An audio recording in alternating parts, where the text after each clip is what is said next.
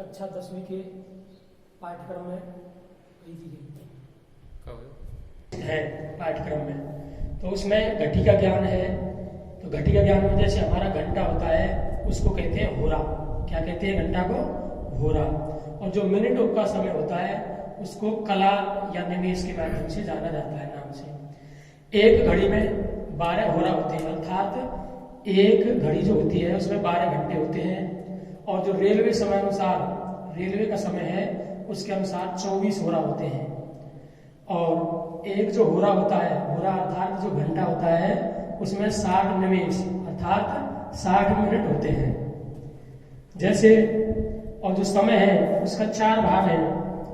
पूर्ण समय, सवा जिसे सपाद के नाम से जानते हैं, आधा जिसे संस्कृत में सार्ध कहते हैं, पौने जिसको पादोन कहते हैं। जैसे ये हमारी घड़ी है, इसमें 3 सुइयां होती हैं मुख्य रूप से। एक छोटी सुई होती है, ये होरा की होती है। एक जो होती है मिनट की अर्थात कला या निमेष की सुई होती है। और एक सुई और होती है, वो होती है सेकंड की सुई।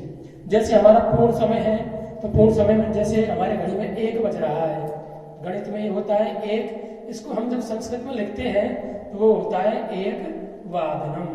इसी प्रकार पूर्ण समय में 2 को कहेंगे द्विवादनम, 3 को कहेंगे त्रिवादनम, 4 को चतुर्वादनम। इसी प्रकार 5 को पंचवादनम, 6 को षड्वादनम, 7 को सप्तवादनम, 8 को अष्टवादनम, 9 को नववादनम, 10 को दसवादनम, 11 को एकादशवादनम और इसी प्रकार 12 को द्वादशवादनम कहते हैं। इसी प्रकार जैसे हमारा सवा का जो सवा है उसे हम सपाद कहते हैं। सवा को क्या कहते हैं? सपाद। जैसे 1:15 हुआ, ये हमारा गणितीय टाइम है 1:15। तो 1:15 को हम जैसे गणित की संख्याओं को संस्कृत में बदलते समय हम पीछे से चलते हैं। जैसे ये 15 है तो 15 का आज से यहाँ पर सवा से हो गया, और सवा जो है उसको संस्कृत में सपाद कहते हैं। तो जैसे सपाद 1 वादनम, ये हो गया सवा 1 बजना। तो सपाद 1 वादनम। अब जैसे यहाँ पर द में ए है, यहाँ पर ए है, ए और ए की वृद्धि होकर के ऐ हो जाता है। तो सही शुद्ध जो व्याकरणात्मक समय है वो हो जाएगा सपादिक वादनम। इसी प्रकार सपाद द्विवादनम, सपाद त्रिवादनम, सपाद चतुर्वादनम। इसी प्रकार 5:15 को सपाद पंचवादनम, 6:15 को सवा षड्वादनम, 7:15 को सपाद सप्तवादनम। इसी प्रकार 1 से 12 तक के जैसे 12 हो गया तो 12-15 को कहेंगे सपाद द्वादश वादनम। क्या कहेंगे? सपाद द्वादश वादनम।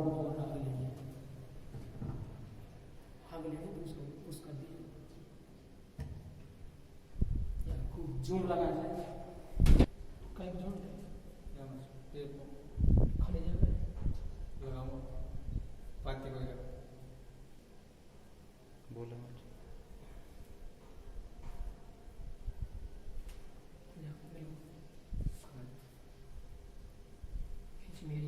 सार्ध आधे समय के पूर्ण समय सवा समय के बाद में आता है आधा।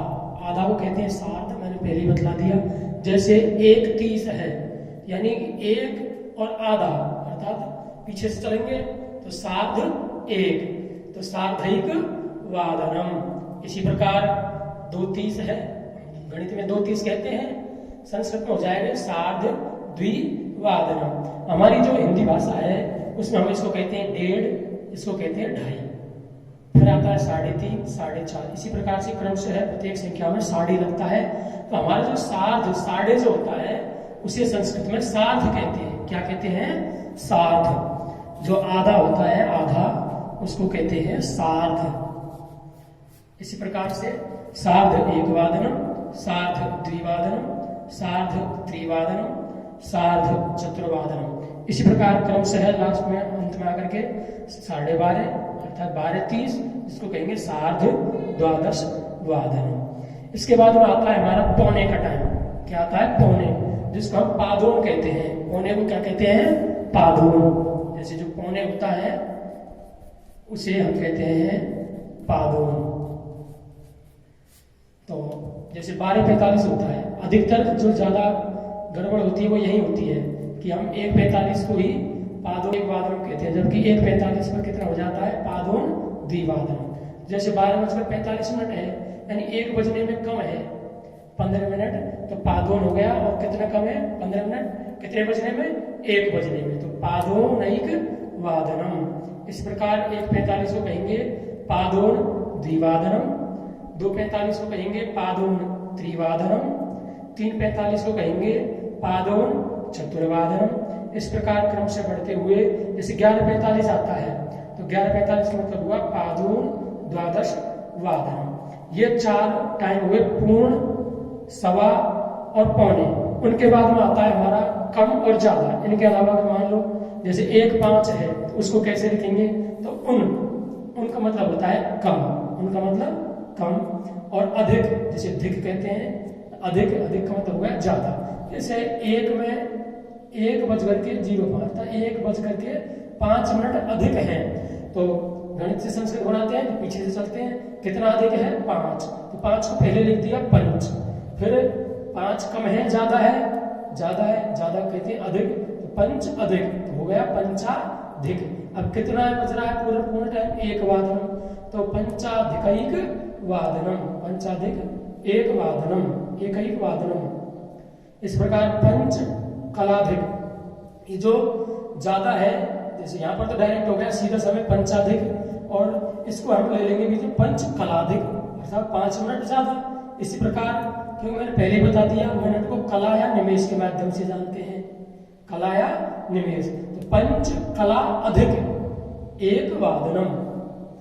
इसी प्रकार पंच निमेष अधिक 1 वादनम। इसी प्रकार पंचकलोत्तर भी कह सकते हैं इसको।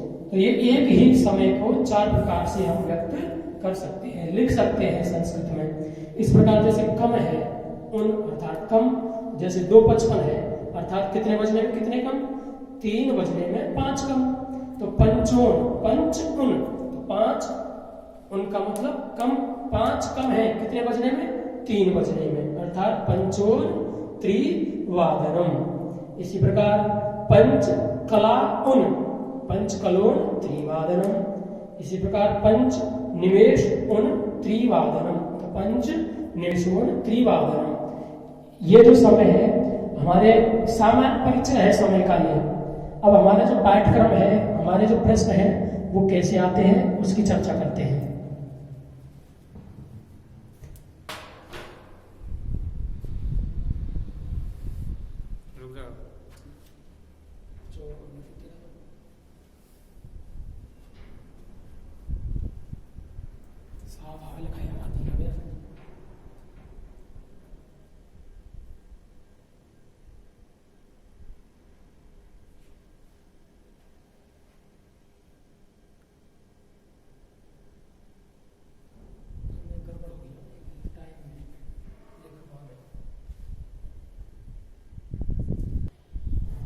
अभी हमने पढ़ा समय का सामान्य परिचय, लेकिन समय के जो प्रश्न होते हैं परीक्षा में उसकी प्रकृति कैसी होती है, प्रश्न कैसा आता है। तो प्रश्न के लिए एक घड़ी दी हुई होगी, उस घड़ी में हमको समय दिया होगा, वह जो समय है उस समय को, जैसे ये मैंने यहाँ पर भर दिया है पहले ही, ये रिक्त स्थान अर्थात खाली स्थान आता है। तो जैसे अहम 8 वादने विद्यालयम गच्छामि, मैं 8 बजने पर, आज से होता है इसका 8 बजने पर, तो इसलिए वादनम का प्रयोग नहीं करके, वादनम का प्रयोग नहीं करके किसका प्रयोग करना है, वादने का, अर्थात सप्तमी विभक्ति का प्रयोग करना है। तो अहम 8 वादने विद्यालयम गच्छामि, अहम द्विवादने गृहम गच्छामि। तो अर्थात कहने का मतलब जब हम समय का वाक्य में प्रयोग करते हैं तो जो समय होता है उसमें वादनम का प्रयोग नहीं करके, अर्थात इसका प्रयोग नहीं करके हम करेंगे वादने का प्रयोग। प्रत्येक प्रश्न की प्रकृति इसी प्रकार होगी। यहाँ पर जैसे वाक्य दे दिया तो उसको रिक्त स्थान आएगा, रिक्त स्थान पूर्ति करनी होगी आपको उस समय की। तो जैसे यहाँ पर इस घड़ी में 8 बज रहे हैं तो हमने लिख दिया 8 वादने। इस प्रकार अहम द्विवादने, तो वादनम का प्रयोग नहीं करना है, प्रयोग में वादने का प्रयोग करना है। होमवर्क डाल दूंगा।